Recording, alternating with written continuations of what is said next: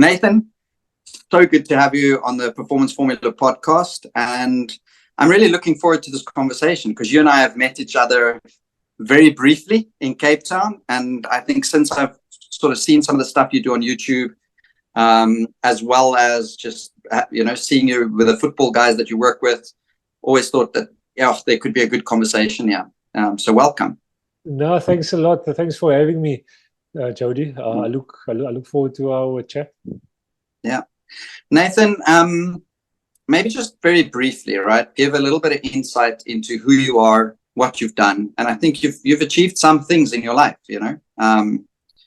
short, sharp, sweet, as I always say, so that people that are listening sort of just has an idea of who you are and what this conversation could be about.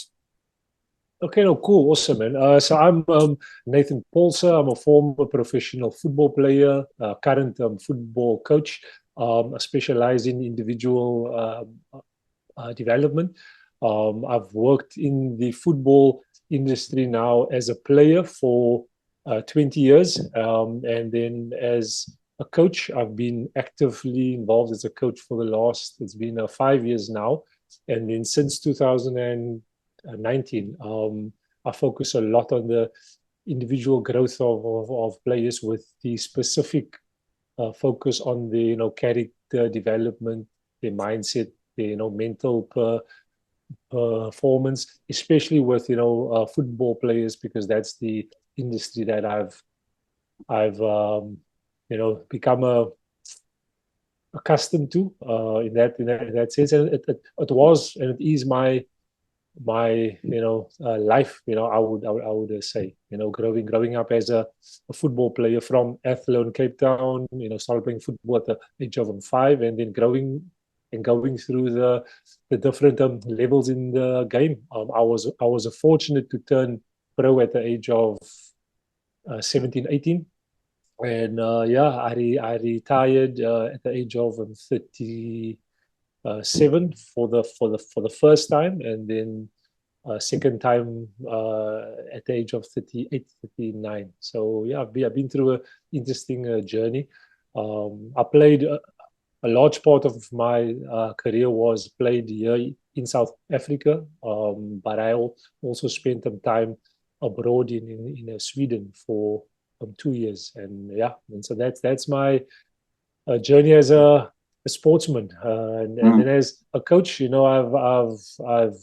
worked at a couple of pro clubs, especially in the youth departments, especially ages 16 and up, and currently I'm at Outby as the second assistant coach, but also the individual development coach. So that's cool. Basically me.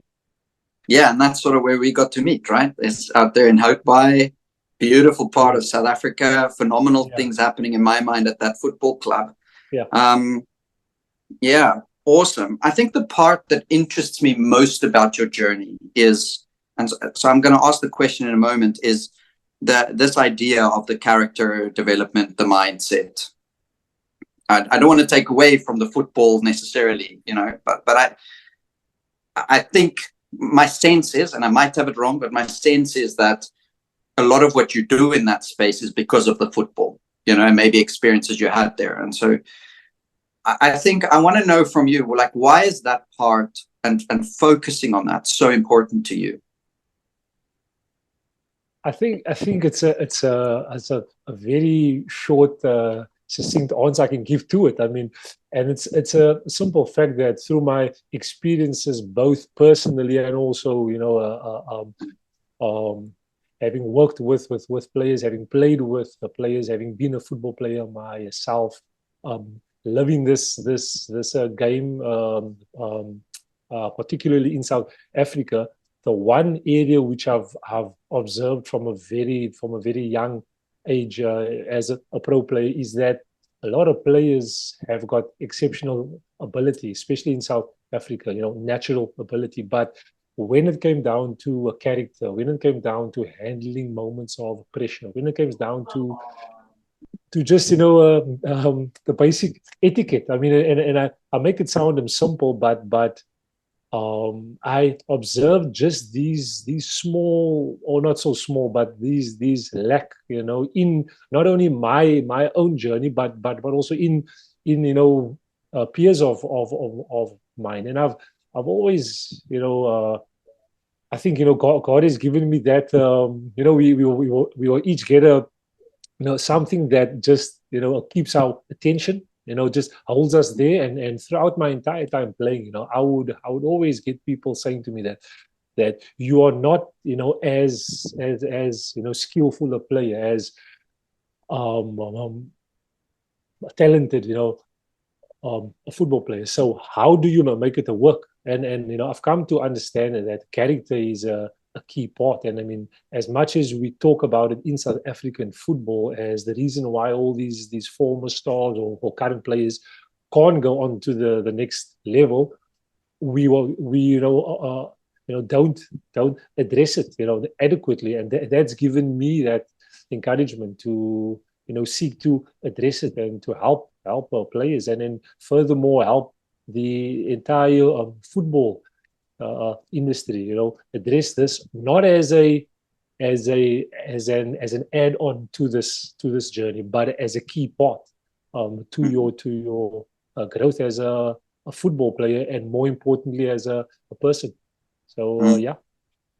Yeah, I love what you say there, because I think that's one of my awarenesses too for myself, fairly recently to be exact, is that we understand, I think everybody understands at some level, that the mental side is important, the character, how you show up, more so than just the skill and the ability. But we treat it as an add-on. It gets treated as an add-on. And so I resonate so 100%. well with what you say there, that it's a key thing. It's a key pillar to performance, to life, to living, is this idea of what's happening inside of you and how you show up. If you think of sort of the journey that you've had, and maybe it's relevant to you, maybe it's relevant to people that you've observed, as you say, is there specific character traits that help? And maybe is there specific character traits that don't help in your mind from a performance point of view? I think, and I've spoken about this, quite a few times. It's this Superman complex, which a lot of sportsmen, and not only sportsmen in the football space, but I'm sure you've also dealt with, in your sports, cricket, that you've also had a couple of sportsmen that have this Superman idea about them selves, and that comes from culture. I mean, I grew up in a football environment, which is still largely far too emotional. So you get this feeling, and you get this impression from a very young age that if you are a talented football player, then you are the answer to your family's problems, to the area, to people placing all their hopes in you. So that gives you this a complex, which is a false identity, and if you fall for that trap, unfortunately, you go down a path which more often than not ends up in you making the wrong decisions, and that we have, and that I'm sure as well, and I think in South Africa that's a well documented story of a talented football player, had all his families and his areas hopes on him, and then he turned to alcohol, and he turned to drugs, and he turned to partying, etc. And that, through my experience, both on a personal level and having dealt with players and peers, is from having that Superman thought, where as soon as we step on the field, we can push away all of life's problems and then just turn it on. And unfortunately, we are not robots, and it's not a light switch where you just go to the switch, turn it on, all of a sudden you block out everything. We are humans, we have feelings. So if we are not taught how to deal with those feelings, and if we are not firstly shown who we are and whose we are, it can lead to a journey of more downs than ups, so from a positive viewpoint, and what thoughts can actually help you in your game and in your sport is I focus a lot on identity as the core. Who are you as a person? I mean, I always use this, that I cannot go to the shop with my football CV and go and buy, or go and look after my family, and even though some players have also tried that, so you want to live off your rep, who you are and what you have achieved, and it's quite sad, because even up until this day, I still see former players and current players still trying to live off of that, and but that stems from them not having been shown who they are as a man, as a person, and in using that as a platform to build your success in sport and in life off of that. So that's basically the advice I can give, just in terms of your performance, because a lot of people think that, especially sports, we think that when it comes to our game, we have to adopt a completely new mentality, like it's this super exclusive mindset which you need to adopt. And no, it just means you have to hyper focus in on the right things, and there's a lot that culture has shown us that is perhaps not adding to our sports. So yeah, identity is a key, and it actually sets you up for a healthier life, which in turn, translates to you being a better sportsman in whichever sport. Yeah. I mean, I'm so glad that you mentioned that, because I'm of the opinion that when you wake up in the morning, then the first thing that you think about is yourself. It's the first thing that goes through your mind. Like, how am I? Yeah, it's like a system check. How am I? How am I feeling? How am I thinking about myself? It's the first sort of stuff that goes through our mind every morning. And yet, so many people build that sense of identity, that sense of self, on things and places and other people and achievements, rather than having an understanding of who they are, right? And so that's a really difficult question to answer. Yeah, 100%. What's your take on answering that question, on building an identity that's fit for performance but also fit for life? Yeah, I think it's a journey. It's a journey of uncovering, and uncovering your, first of all, your identity, and then in that, what you think and what you feel, and what your purpose is, because I believe that each of us have been given a creative, purpose by God. So how do we identify that? How do we identify what exactly we were put on this earth to actually do? And this is where it transcends sport, because we're in a sports space, and we get shown from a very young age to hyper focus in on our sport, and because of that, we very often think that our sport is a escape, but how you address your sport is by having a healthy view of who you are. Life, like you just said, the first thing that you think of every morning is, how are you feeling? Now, unfortunately, some of us don't get taught that. So some of us wake up with the last thought, maybe last night, having been that I missed a goal, or my team won. So the first thought I wake up in the morning with is that, wow, today's going to be a super day because I just scored last night's goal. What we don't realize is life goes on. Life moves on. Sport moves on. There's a saying, you only as good as your last game. So if you're not mindful of that, or if you're not mindful of your journey, literally every single day, starting from zero again, in terms of your awareness, in terms of you being aware that, hey, yesterday was a good day, but it starts new today, and having a process that works for what you. And that's why I said it's a journey in uncovering who you are, because it can alter, it can adjust itself. mm, Who I was, 5 years ago is not who I am to today. I've grown. Certain habits I've had to let go of. But if I just fix myself into one mindset, one way of doing things, this is how it is. I'm a football player. I'll always be a football player. Unfortunately, I block my true purpose. So being mm, open and honest with yourself. Firstly, is the perfect starting point, and mm, from there you can always build. You can always adjust. Perhaps there's been, and I mean, I'm sure we've experienced it, that in our sport there's been certain things which we have done, perhaps, which we shouldn't have done. There's certain thoughts which we've gone overboard with, which we perhaps should have calmed down a bit in a moment.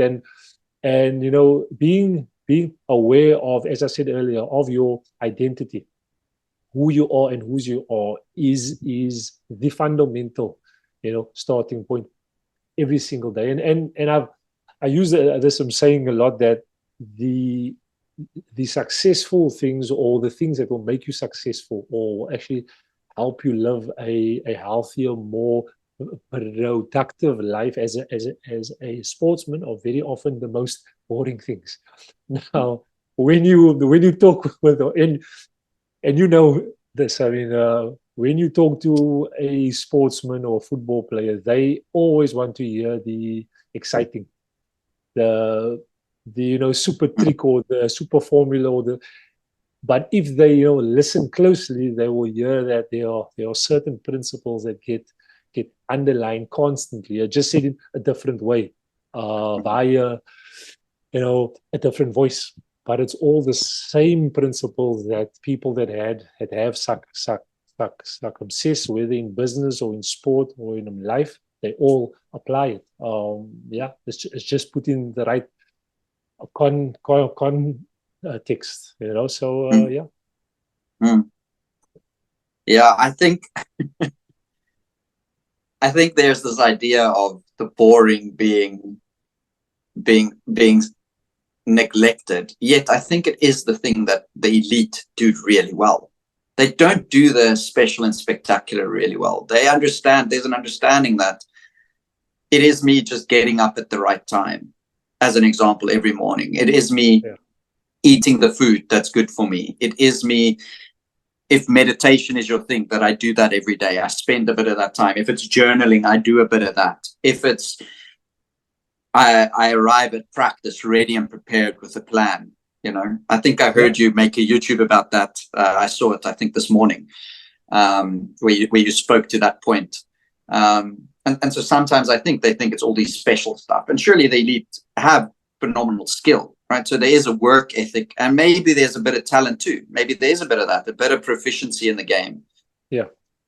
But we often don't understand that, hey, it's not all the fancy stuff that gives them the fancy result. It is the very, very simple, basic stuff, that the foundations are really in place well.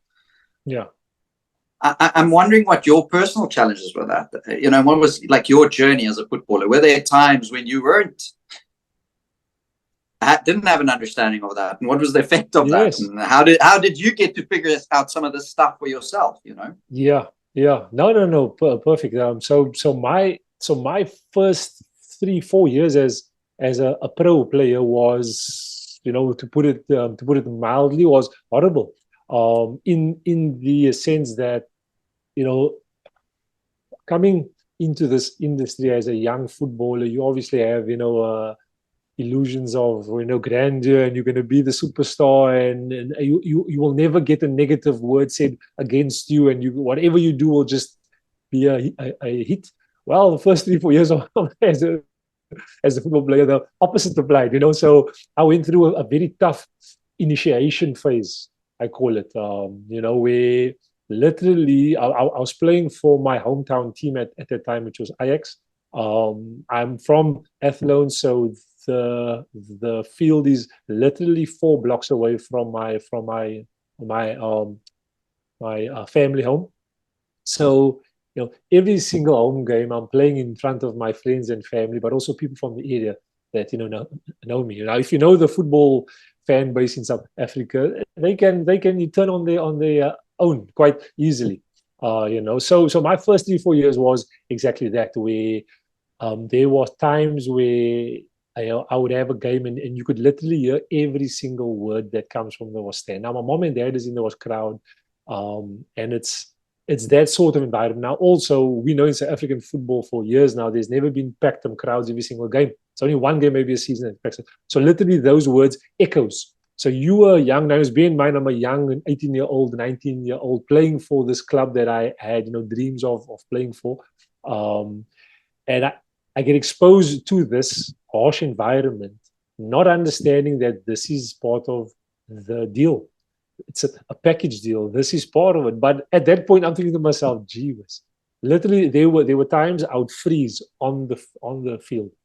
I would not want to look for the ball. I would not want to ask for the ball because I'm so aware of what is being said, And I went through those 3-4 years, to be honest with you, not mindful of exactly what I'm going through. Also, back then, I had no mentors. I had senior players advising me, but they came from that hardened environment as well, where football is about Superman and you got to show.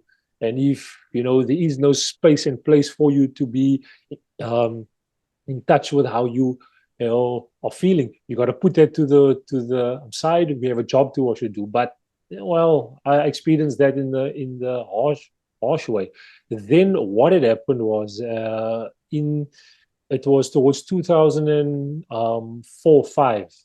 The club got a new coach, and I was on the way out. I made up my mind that after 3-4 years of this, torture or not being at this club that I obviously loved, but not being embraced or accepted as I felt like it was time for a new experience. And then this new coach came in, Mushin Ertugrul. And I promise you, it just took one conversation from him to just reaffirm, what he believed, about me, what he has seen, I could do. And he made it a point, because when he had joined, he had heard that, I was on the way out. I was no longer interested in being at the club. And at that point, I think I was 23, 24.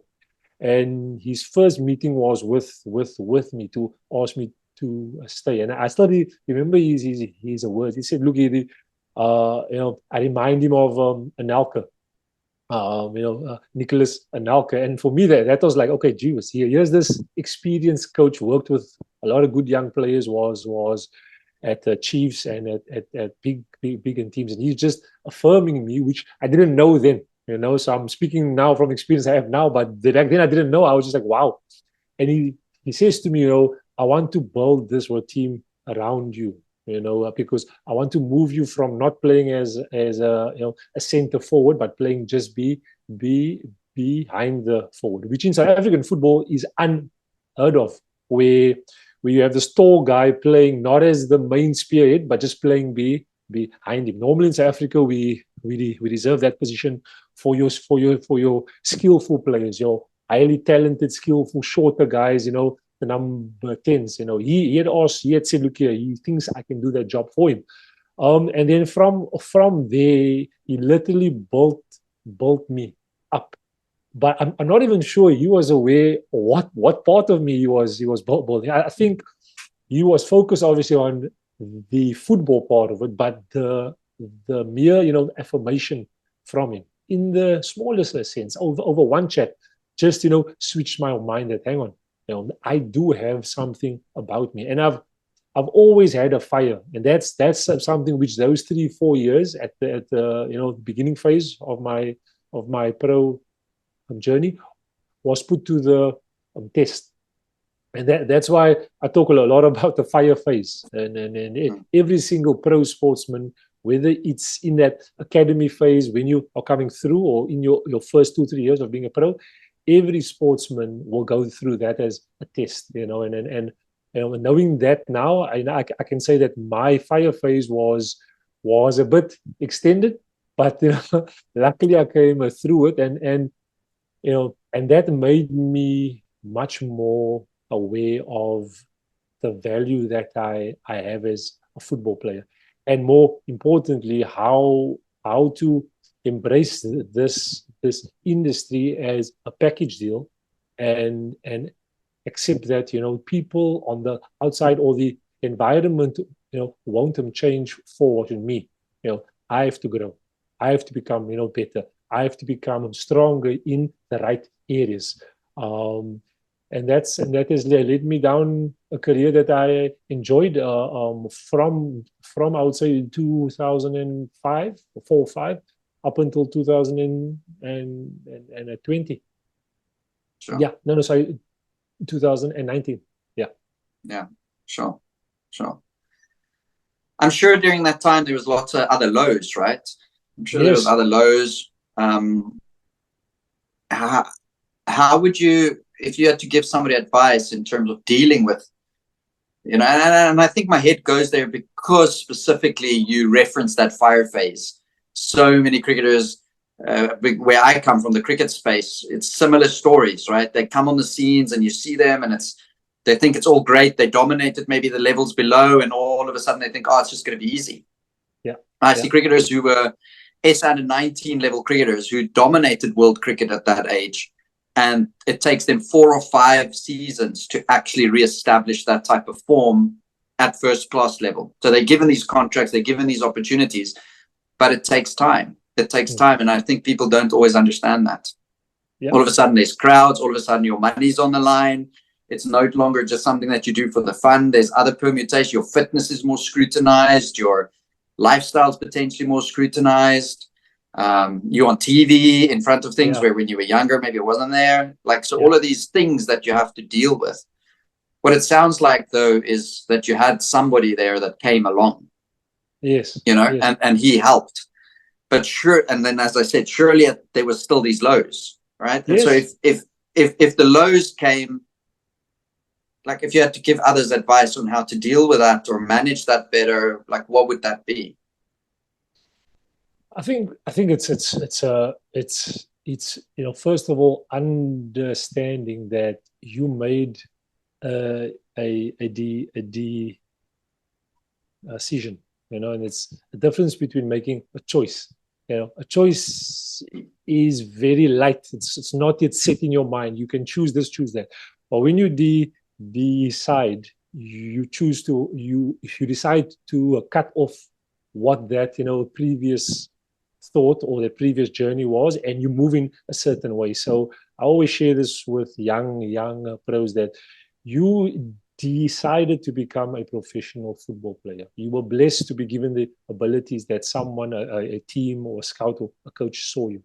So as soon as you made that decision, you need to be informed about what this journey entails and what it embraces, right?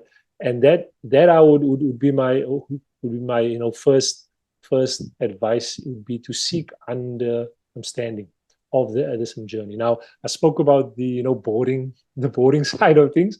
That's exactly what I think you also alluded to earlier on, is that if we can, as early as we can, show young sportsmen what this package entails, the boring part of it, so to speak, which is actually is the exciting part, because if you truly understand where your keys are to unlock more value, you'll actually go towards those parts. Unfortunately, we have social media nowadays that hypes up everything else. But yeah, so the first point is seek under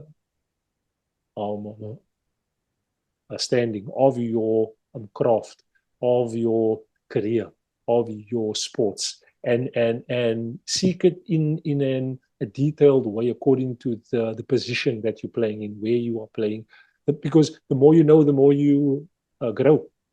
And I think nowadays more than in the past, I think sportsmen have got a lot of access to information, a lot of access to insights. But the important thing is to seek the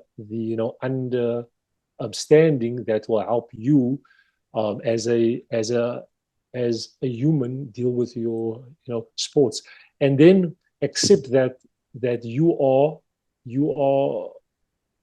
a human being. And I say that with the thought that you are not imperfect, you are not Superman.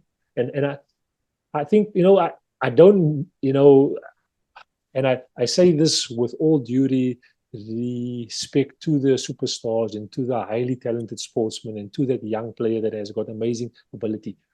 At the end of the day, you are still a human. You still have a heart. You still have emotions. You will still go through many instances where you might have thought that the next day will be better than the last, and all of a sudden there is a devil in your path, or there is an obstacle in your path.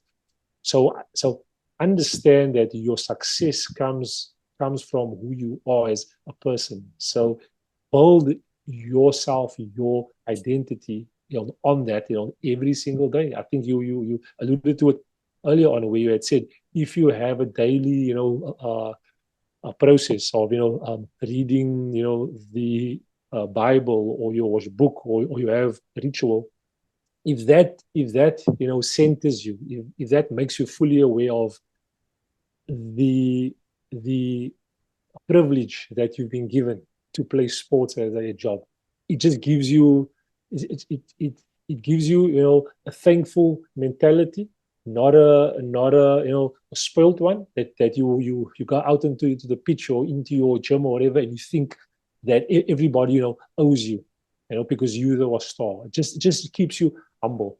And that will set you up as well for when those tough times come, because they will come. Because I spoke about this last week in actual fact, that this eruption always follows intention. That's just a fact of life. It's a law. I mean, none of us are exempt from it. I mean, it's a fact. So you can be the world's best football player.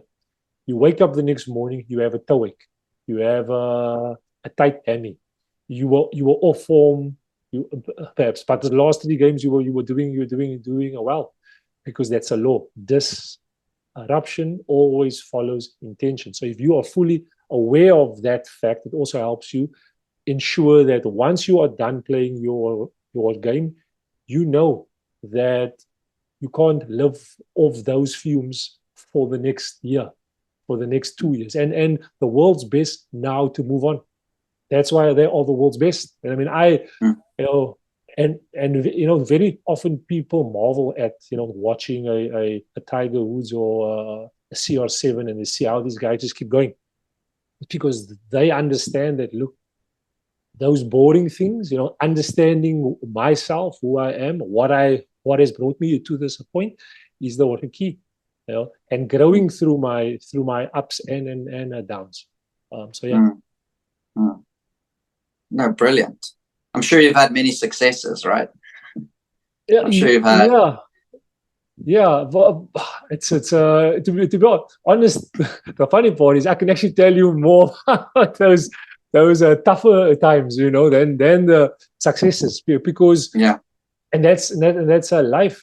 Sport is no exception. I mean, in order for us to actually get to that promised land and the top of the mountain peak, you have to go through a climb. And I mean, like we can look at it from a visual viewpoint, that mountain peak looks so small, but just look either side of the mountain peak and you look at that journey. It is long, and that's a sports, especially pro sports. It's a constant, you having to be aware that, look, you have another mountain to climb, but embrace that, and it's an enjoyable journey. I like that idea, the simplicity of what you just said there. There's always another mountain to climb, because you find many athletes, I see it all the time, they reach a level, and then I'm gonna steal your words for this conversation. Then they get the Superman complex. Like, I am this guy now. Where maybe what you're alluding to is like the elite is never I'm this guy. It's just like, okay, cool, that mountain's done, next mountain. And the mountain might just be the next day or the next game. showing up in the best possible way, delivering your skills and your performance in the best possible way, and then it's done. Where I think the athletes who buy into the Superman idea, they hold on to, or I love what you said, like live off the fumes. Yes. Live off the fumes of a performance that they put in 2 years ago. But actually right now, they're nowhere near where they should be. Their focus is not on the right things. They're not doing the work. They're not taking care of the boring. They're not putting in the work maybe that's needed, even the intentionality, the purpose. They've got no understanding 100%. of any of that. Yeah. But they expect to still perform like they did, because maybe they still show up for practice and they're still working hard in their mind on their skills and their abilities. Yeah, yeah. And so one of the things I'm definitely reminded of in this conversation, it's not really a foreign idea to me, is this idea that there's more to it than just the skills. There's more to it than just rocking up at a practice and thinking that that's going to be good enough. If you are blessed to make a career out of something like sport, that you've got to pay attention to more things than just being at practice and saying, well, I'm doing the work. No, you're not. There's work on self. There's work on your understanding. There's work on your motivation. There's work on what mountain is actually the right one to climb. You wanted to go climb a different mountain. You wanted to leave Athlone, but a coach came along and said, no, stay here a little bit longer. There's still a bit of a vision here for you. 100%. If I can just touch on all that, and it's actually something which I had learned in this last year, that very often when things get hard for us, like you just said, I wanted to leave Ajax because I've had enough. Very often, even in life, when we reach that ceiling, or which we view as a ceiling, how we view it, sets us up for a life of just being mediocre. And a lot of sportsmen, especially in the football space in South Africa, in my experience, suffer from that, because they actually don't view that a stress ceiling as a strength test. So instead of viewing this level that you've just hit, or this ceiling that you've hit, as okay, that is me at my max, you are asking yourself the wrong question.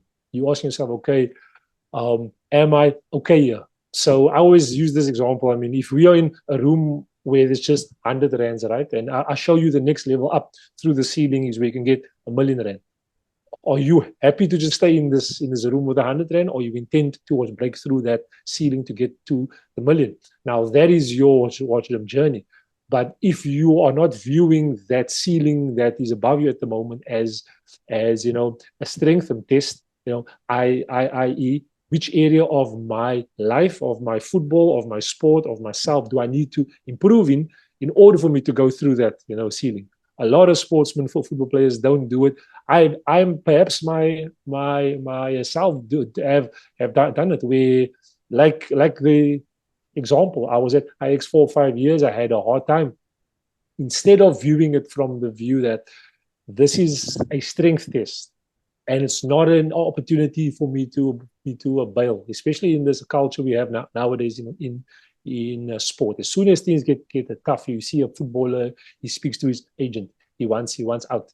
You see a coach bail. You see all this, and yes, sometimes maybe they have a reason, but how much better if you viewed it from, okay, what area of my life, of my craft, of my sport do I need to improve in?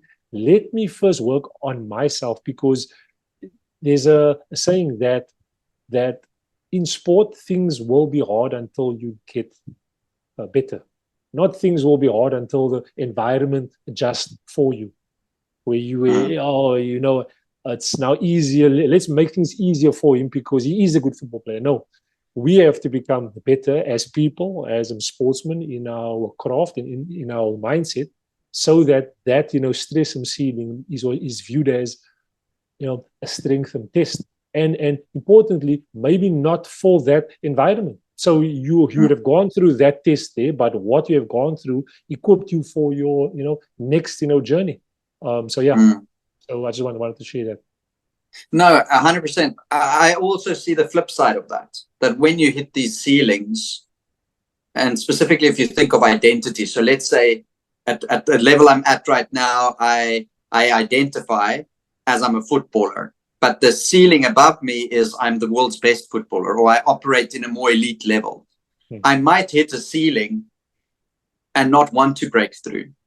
But then that speaks to how I see myself. So I don't see myself as that type of player yet. I see myself as this player that at this lower level. And so maybe I get to the place where I quit the sport and I go, you know what? Okay, I am no longer a footballer. I am now a person that goes to office every day. Yes. Now that transition isn't easy for most people, especially if you've built your whole identity on being a footballer, right? Then it becomes really difficult to shift. Yeah. But at the same point in time, I think what I intend with what I'm saying is that I think that's how it works. You reach a ceiling in some stuff, and it's not to say that you have to break through every ceiling. But if you want to be the elite, then you're going to hit a lot of ceilings, and you've got to be willing to break through them. And if you're not, you're going to reach a ceiling where you'll go out the building and you'll go live in another building. Yeah. No, true. And I agree with you. It's a key thing to leave. If you leave that building, to always leave with having grown through your challenge. And that's because I deal with moms and dads of young football players, especially ages 14, 15, 16, 17, and I find that the mentality is still too victim driven. Woe is me. But yet you had come to seek advice to break through. So I can help you. You can help your sportsman. There's no one that can help you when you yourself have a default position, which we first need to work through. That says, I'm not a victim in this. There are certain areas of my life I need to look at. And yes, like you just mentioned, if it's not meant for me, I need to become the person for whom it is meant. Now, it might not be in the football space inside this building, as you had put it, but it does not stop me from seeking a growth. And I think that is something which I'm sure you impress upon your clients as well, the sportsmen that you work with, that growth is a 24/7. Because there's so many areas you can grow in. And it's weird because I always laugh, because whenever you tell people you have to constantly grow, then because they think of you as a sportsman, or you in the sports field, they assume that you're saying that they have to work at their football 24/7. And I'm like, no. And I firmly believe that, and I say this boldly, that South African football can become a force if it understands holistic development. And I don't like the word holistic, so I prefer to use the word global, because until we understand that we are not just football players, or sportsmen, we are actually humans being given a platform via football to change who we are, to change our families' lives, to change our country, like the Bokke, like they've done, and that's an example, so we can map that all the way down to school, and how each of them. And yes, I know in that space there are obstacles, but I get a feeling, and I've also dealt with some of them, that they are shown a lot more of a global view to who they are. Football players in South Africa, to my experience, largely are still viewed as just football players. And that's what we need to change, and that's a journey. Yeah. And I don't think that is unique to football. I really don't think it's a unique to football thing. I think in the cricket space, in my world, it is shifting a little bit.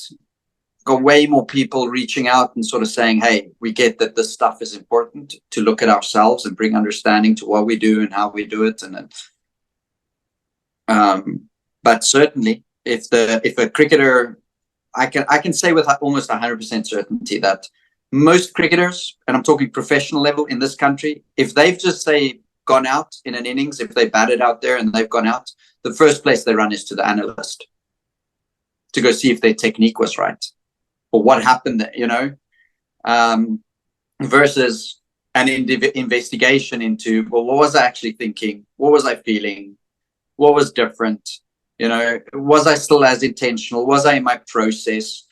That tends to not really happen. It's more a case of what's wrong with me? Like, what's wrong with my game?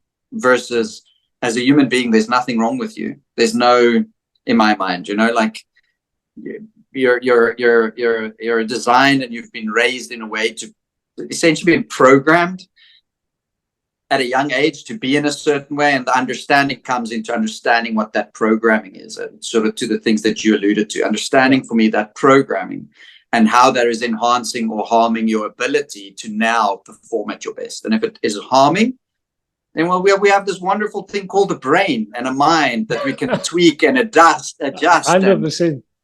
and try a new identity on, try a new idea or concept about ourselves on, and then see how that plays out. And then maybe that plays out in a different way. And say, oh, that one's not working. Okay, well, let me try a new one. And I think that's what you're alluding to. There's this constant growth, this constant shifting and testing of who we are, how we see ourselves, how we show up. And so that ultimately we can have the performance that we want to have on the field. Yeah, exactly. And I think that speaks to the environments that are created by the clubs and then as a coach, it's important. And that specifically speaking about the football space, in my experience, I think we are at a point in football in South Africa where that needs to be highlighted a lot more, because a lot of the time everybody focuses in on the players. And as you just mentioned, when a player has a bad game, he goes to the analyst, what have I done wrong?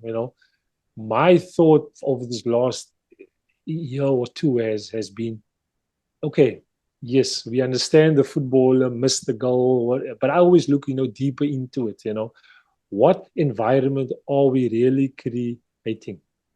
What culture are we embedding, and is embedded, and is there a culture here? And if there is one, which there is in every sport, in every company, in every club, there is a culture. It can be a toxic one or it can be a positive one.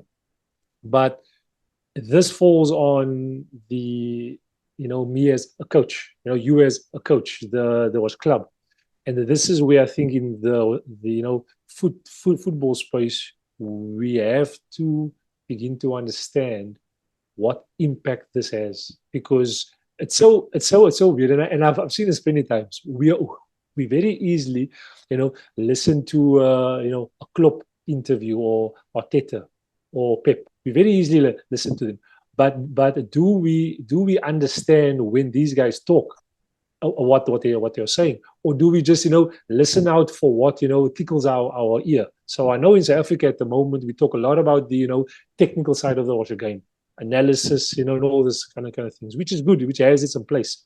But if you listen to these world-class guys like Pep and Klopp and Arteta, very often there was some starting point which people do not want to hear is culture. Is I came into the environment, I knew I had to shift certain things, I knew I had to make certain calls. It's not always right, it's not always done according to how everybody enjoys it, but they understand that culture underlines and underpins everything. Because a simple fact is, if I want to have a football team or football player that is confident and creative and can answer problems on the field for himself, for myself as a coach and a technical team, we have to create the environment that encourages that. Now, through my experience in football in South Africa, I would be hard pressed to actually point to more than 3 or 4 clubs that have environments like that. But yet, when we talk about South African football, we talk about a creative way of playing, right? People always say South African football have got flair and skill, but now we are talking about the bare bones, everyday environment.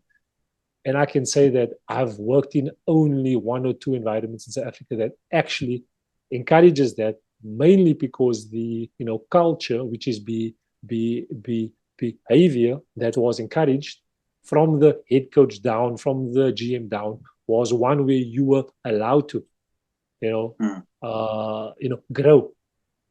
and growth is ugly, and that's something that people don't want to accept as well.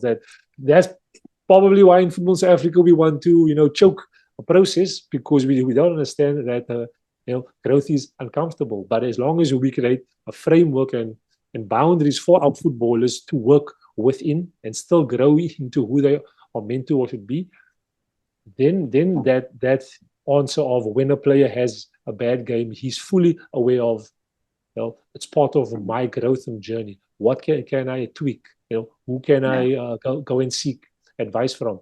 And you as a coach and a club have to create that environment. So yeah.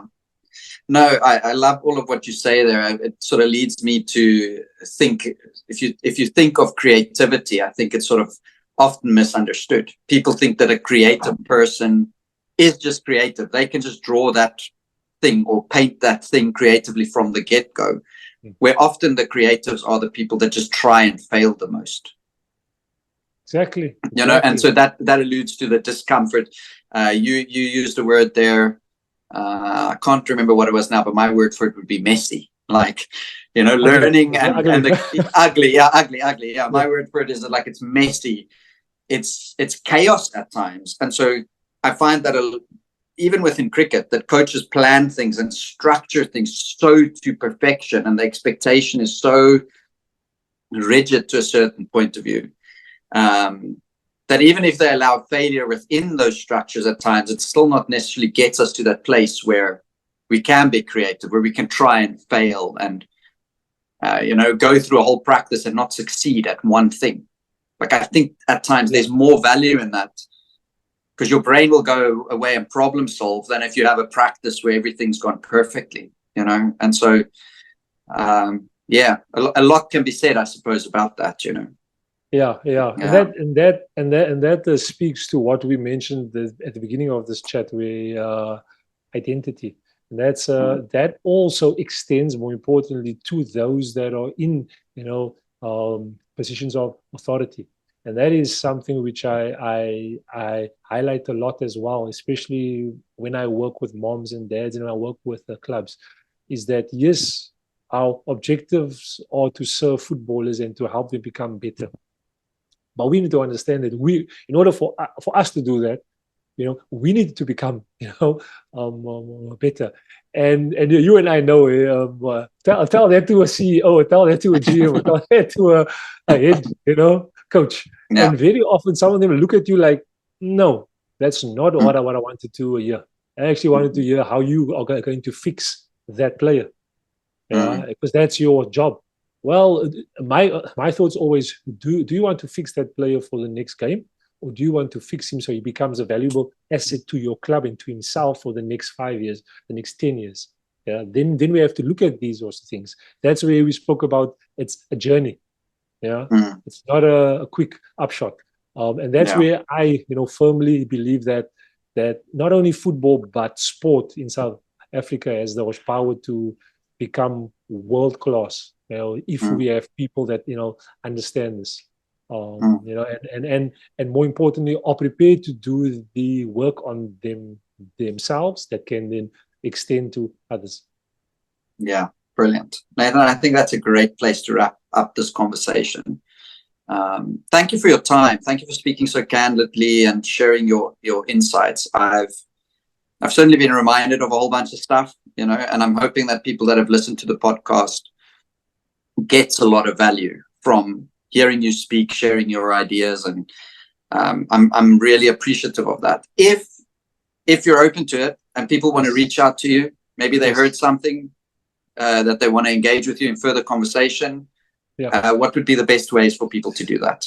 The best way you can reach me on either Instagram or Facebook at Coach Nathan Paulse. I also have a YouTube channel as well, Coach Nathan Paulse. You can check me out there, and then on those platforms you'll get a link where you can directly get in contact with me, and then we can see where I can serve value into, especially the football space. You as a mom, dad, or coach, or even a club and a football player.